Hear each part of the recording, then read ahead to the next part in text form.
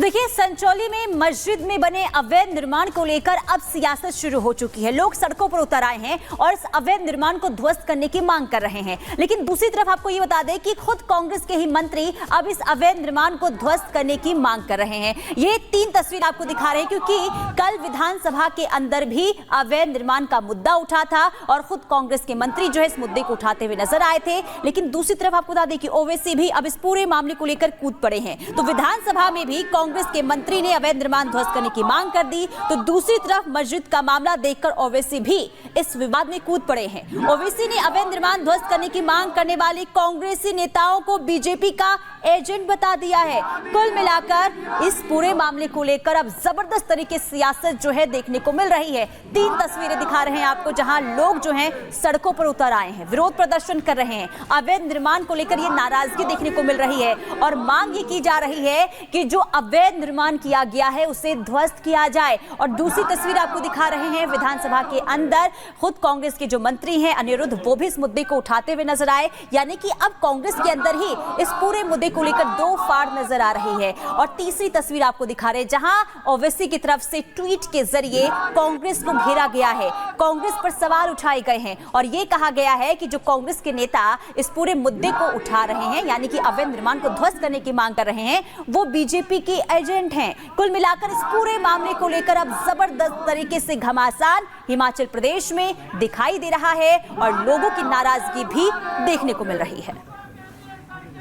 और आइए जरा आपको विस्तार से बताते हैं ये जो पूरा विवाद है ये कैसे शुरू हुआ है। शिमला के पास संजौली में एक मस्जिद है जिस पर ये विवाद शुरू हुआ।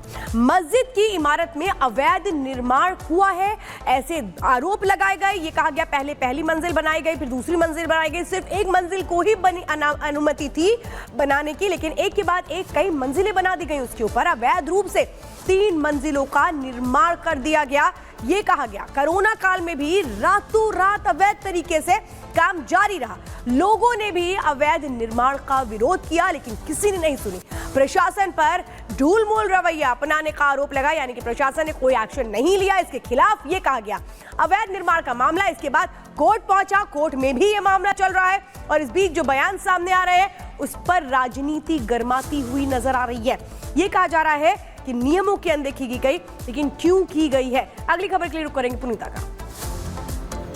तो देखिए, अवैध तरीके से 3 मंजिला मस्जिद बना ली गई, इसी को लेकर घमासान दिखाई दे रहा है। तो शिमला के पास मौजूद एक मस्जिद को लेकर सदन से लेकर सड़क पर संग्राम मचा हुआ है। स्थानीय लोग मस्जिद के नाम पर हुए अवैध निर्माण को लेकर नाराज हैं। तो कांग्रेस सरकार ने भी इसे लेकर चिंता जाहिर की है। हालांकि AIMIM नेता ओवैसी ने अवैध निर्माण को घुसपैठियों से जोड़ने को लेकर कांग्रेस पर ही हल्ला बोल दिया है। रिपोर्ट दिखाते हैं।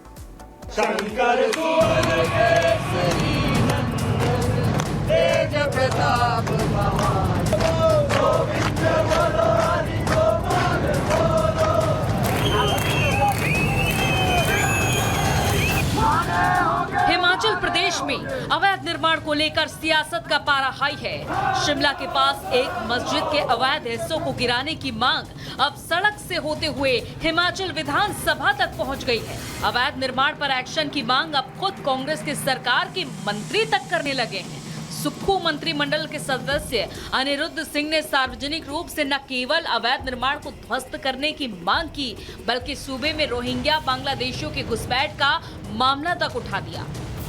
राज्यों से जो अवैध रूप से जो है हिमाचल में पलायन कर रहे हैं भारी मात्रा में, इनके ऊपर चेक रखने की जरूरत है। हो सकता है रोहिंग्याज हों और मैंने माननीय मुख्यमंत्री जी से भी इस बारे में बिल्कुल बात करी है।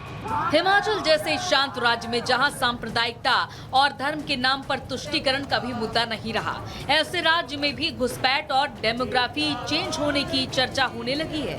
मस्जिद के नाम पर अवैध निर्माण का विवाद इसी की एक वानगी भर है। कांग्रेस के मंत्री की चिंता के बाद मुस्लिम अधिकारों के पैरोकार ओवैसी भी इस मामले में कूद पड़े हैं। सांसद असदुद्दीन ओवैसी ने इस मामले के लिए कांग्रेस को ही जिम्मेदार ठहरा दिया। ओवैसी ने कहा कि हिमाचल में कांग्रेस मोहब्बत की नहीं, नफरत की सियासत कर रही है। कांग्रेस मंत्री अनिरुद्ध का वीडियो एक्स पर पोस्ट करते हुए ओवैसी ने कहा, हिमाचल में सरकार बीजेपी की है या कांग्रेस की? हिमाचल की मोहब्बत की दुकान में नफरत ही नफरत। हिमाचल के मंत्री बीजेपी की जुबान में बोल रहे हैं। भारत के नागरिकों को रोहिंग्या और बाहरी बुलाना देश विरोधी है। अब आपको हिमाचल की वादियों का तापमान बढ़ाने वाले इस विवाद की पूरी जानकारी देते हैं। मामला हिमाचल प्रदेश की राजधानी शिमला के पास मौजूद संजौली कस्बे का है, जहां एक मस्जिद की इमारत में अवैध निर्माण करवा दिया गया है। स्थानीय लोगों का दावा है कि गैर हिमाचली लोगों ने एक पुरानी मस्जिद की इमारत को 4 मंजिला तक बना दिया। अवैध निर्माण के इस मामले ने धीरे धीरे तूल पकड़ लिया। नाराज लोगों ने अवैध निर्माण को ध्वस्त करने के लिए प्रदर्शन किया और इसके लिए लोगों ने मस्जिद के बाहर ही धरना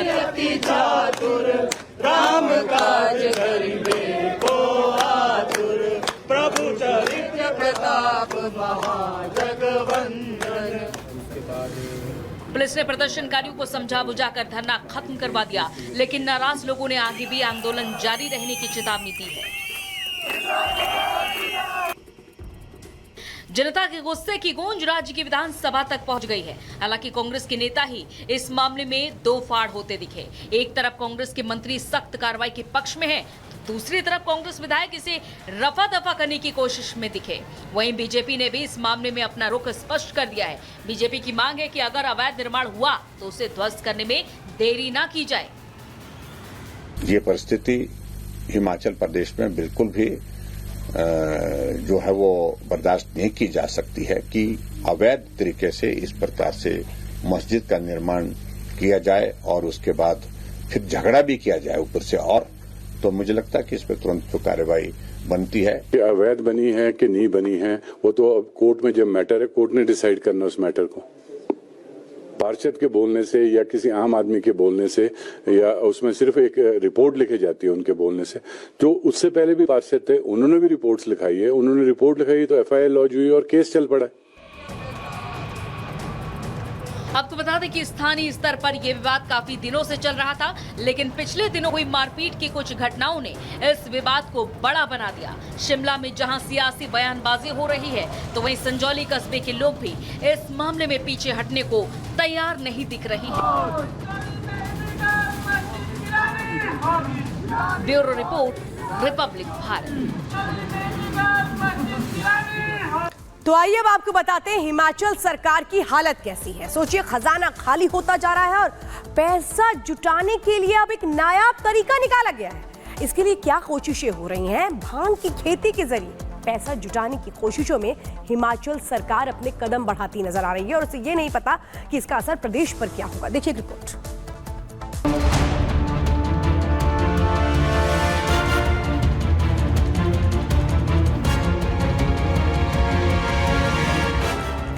के पैसों से सुधरेगी हिमाचल की अर्थव्यवस्था।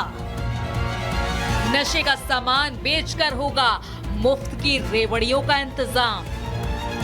कांग्रेस सरकार की नई पॉलिसी, देवभूमि में टैक्स